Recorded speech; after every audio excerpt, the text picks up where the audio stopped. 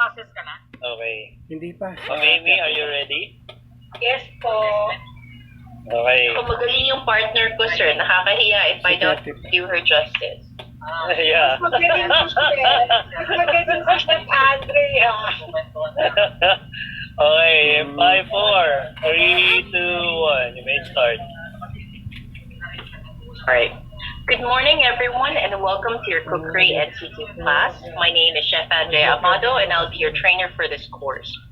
Before we continue, I'd be passing an attendance sheet. Please use black pen only and return it to me when done. Is it okay if I use English as a mode of communication? Yes, Chef. Great. So, a little bit about me. I'm one of the founding chefs here in the Epicurean Academy of Culinary Arts, or DICA. My background is more on baking and restaurant operations. I also do product development for other brands. Now, a little bit about our school. Our school is founded by 3 chefs.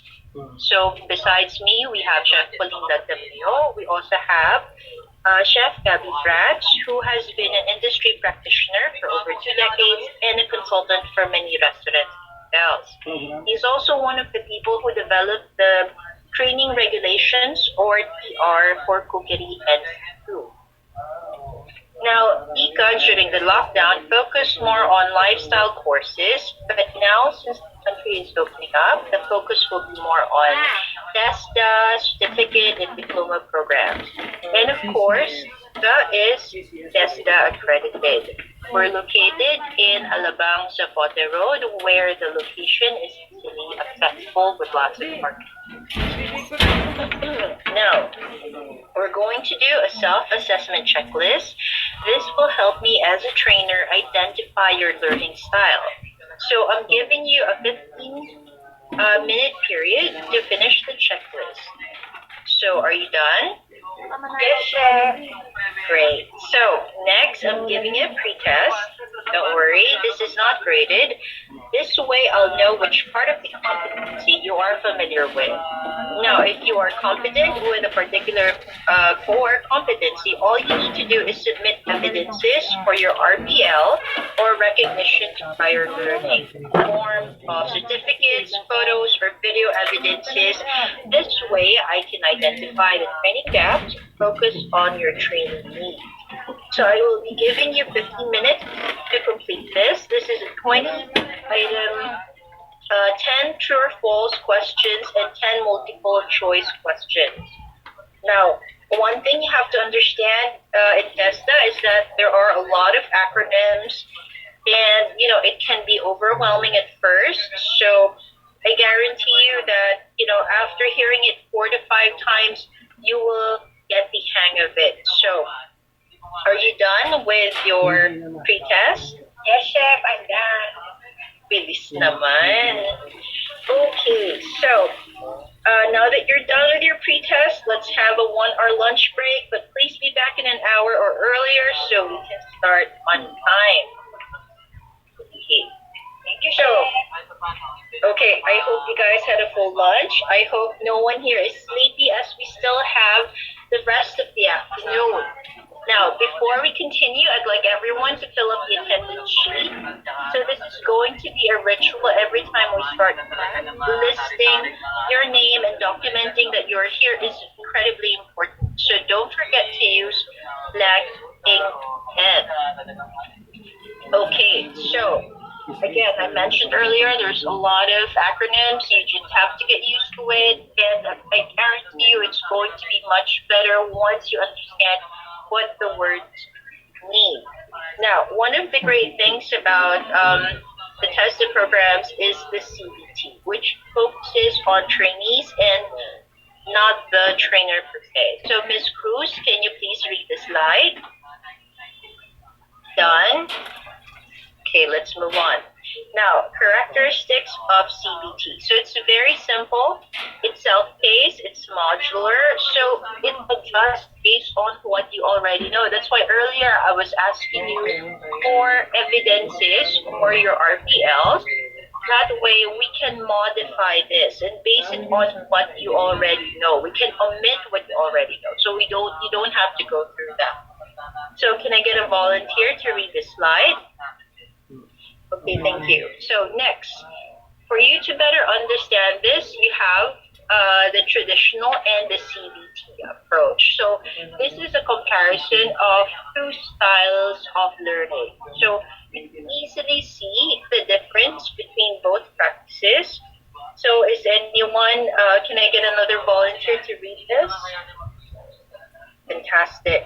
Now, let's focus on the CBT delivery. Now, this can be a bit overwhelming, but if you go through it one by one, we can slowly explain this to you, because this is the entire process that you'll be going through once you're in this program. So we start with the orientation, which is in your top left corner. After you go through that, you will be receiving other instructions, and then we will go through it, and as soon as you are done with certain performances, you will be rated, and once your performance is satisfactory, then you will be proceeding with your assessment. Now, this is my role as your trainer. So it's very simple. We are in this together. So it's going to be more of a partnership. It's going to be a group effort for you to learn and understand this further. So can I get someone to read this, please? Okay. Now that you're done, well, this is my role, this is my job, that of course you have your part here as well. Now, it's very simple. For me to do my job, you have to do your job as well. So it has to be something that goes hand in hand. You have to really submit, you have to really pass, and you have to go through your manuals. Now, after that, we also have the CBLM, or the competency-based learning materials. Now, these are incredibly, honestly, it can be a lot to understand in such a short span of time. But if you go through a lot of these documents, it will be discussed one at a time, so you have a better understanding. Now, monitoring tools. The progress sheet is the monitoring. This is to monitor learning outcomes, or LO. Now, the LO is something you can find in your training regulations, which is basically the Bible of this course. This is displayed in our training resource center. Now, after that, we have the achievement chart. This is to monitor the required projects and activities based on the CBLM, or competency-based learning material. And then we have the trainee's report book. Now, this report book is kept by you, and I will be signing it every time you have accomplished something. Now, the trainee's progress sheet, this is monitoring sheet kept by the industry coordinator, so you don't have to check on this. So it's kept by someone else. Now, let's discuss your qualifications. So this is for Cookery NC2. Now, we have three competencies. We have the basic, the common, and the core. And the nominal hours to complete this is 316. Now, the breakdown of that are these. It can look quite overwhelming, but as mentioned earlier, being industry practitioners, for some of you, we can omit some of this already, because we can adjust, and we can take out the training gaps already based on what you already know. Okay, house rules. House rules, you can go through this on your own. The thing with house rules, because we are going to be practicing in our work area most of the time, it's very important that you are dressed properly. Because, the kitchen, we have knives, we have burners. It is important that you are properly dressed for this.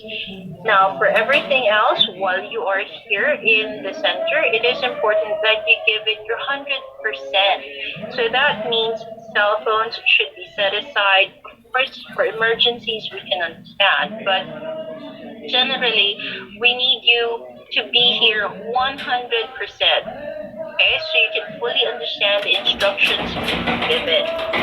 Now, I am sure you are tired of me talking because I'm running out of breath talking by myself. So let's stretch your legs and go around the facilities. So here is our Learning Resource Center. Here you can read and go through supporting materials and books. We have our computer laboratory. This is where you need to access. If you need to access a computer or the internet, you can come to this room. The support service area. This is where you will be submitting documents, certificates, requirements, adjusting your schedules, informing us of any changes or any requests. The Contextual Learning Laboratory, I have no clue what this is, but it's in our workshop area. Training Resource Center is where you can find the training regulations or learning materials. Institutional Assessment Area, this is where you will be evaluated, which is incredibly important. Now, Distance Learning Center, we have here demo theater style Distance Learning Center where you can do online or hybrid classes because we do have some students who are not based here in the Philippines. Now, my favorite area would be the practical work area, which is a part of our school. It's our kitchen laboratory. This is where your workstations will be. So, any questions so far? None, Chef. Galing kasi ng student ko. Okay, training methods. So, training methods, we have modular, self-paced learning.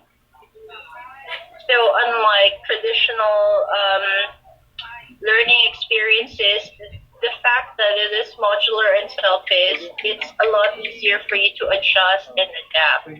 Now we have lectures or active lectures, visual presentations, slides, and videos. But because this is cookery, demonstration is incredibly important. So demonstration is the best way for us to teach you. I mean, there are other ways of learning it, but even if you read a lot of things about cookery, watching someone do it in front of you is worth a lot more. Now, group discussions are incredibly important as well because we can learn a lot from each other. Because, the thing with cookery is the techniques and the developments, the procurement of ingredients, it changes over time. And it's actually very fascinating how the lockdown has changed the way people cook and sell things online. And with these discussions, you can really learn a lot. Of course, there is peer teaching and mentoring. It's important for us to support each other. Your classmates can support you as well if you are falling behind. And OJT. Now, OJT is really mandatory as it will help you hone your skills. Okay, now evaluation system. We have the institutional assessment, which will be done by me. And once you have passed, you will be assessed by someone in TESDA for your NC2. Isn't that exciting? You can, after TESDA evaluates you, you can get your national certificate. So, Very excited na po. Very excited, no? Oh my God. My NC2 was very stressful. I understand if this can be incredibly overwhelming, but remember, we are in this together. So I want you to see me as, as part of the team. So, I am here to help you in any way I can. If I am talking too fast or if, you need me to explain something further, please do not hesitate to ask. So, thank you for attending your orientation for Kukuri NCU. I hope to see you soon. Thanks, Chef. See you tomorrow. Hirap, hindi ako mahinga. Okay, so day 2. Welcome to day 2, and you are still here, and I didn't scare you away. So good morning, everyone. Let's start the day by doing the attendance first. Now, after reviewing the RTL submitted, I've identified the student, Ms. Cruz, because you've submitted evidences or proof in drama videos and certificates for some of the core competencies. You may now proceed to the practical work area. For the rest, you may proceed to the Learning Resource Center. So, our topic for today is to prepare appetizers. So, our performance objective is given the necessary tools, equipment, and materials. You should be able to prepare appetizers following the standard criteria. Supplies and materials are available in the practical work area. So, now I'm going to be giving you a demonstration on how to make appetizers, and after that you will given a period to make it on your own. Now, before we begin, we practice clean as you go. We are dealing with food, so it is very important that you clean after yourself.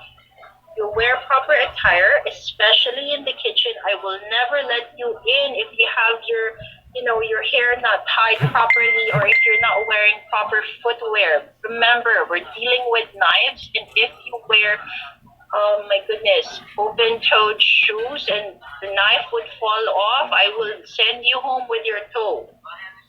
Now, clean and return all tools and equipment used.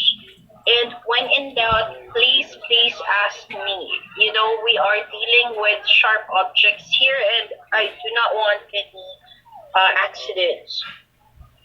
So, after that, okay. Now, after you're done with your demonstration, let's refer to your CBLM and update your accomplishments in this achievement chart. Now, Ms. Cruz, you have passed with flying colors on your written and practical exam. You are now ready for your institutional assessment. Kindly go to the support services area to schedule your assessment. Congratulations! Thank you so much, Chef. Burger ka naman. Salamat. Later. Okay, so good morning, everyone, and welcome to your institutional assessment. We start by taking the attendance. I'd like everyone to read instructions on their exam very well before they begin. So the written test is 30 minutes. This is 25 items, 10 multiple choice, and 54 false items. Now, for your performance test, you may proceed to the practical work area. So you can go there after you're done with your written test. Are you done? Chef. Parang mahabol sa akin. Now that you are done, I'd like to commend you on how clean you are with plating your canapes. But as a reminder, you need to use food grade safety gloves when handling cooked food. Besides that, I commend you for passing this core competency. So now I'd like to ask you to evaluate me as a trainer so I can improve as well. So let me know when you're done. I'm done, Chef. Okay, now that we're done with that, I'm glad to tell you that you're ready for your national assessment.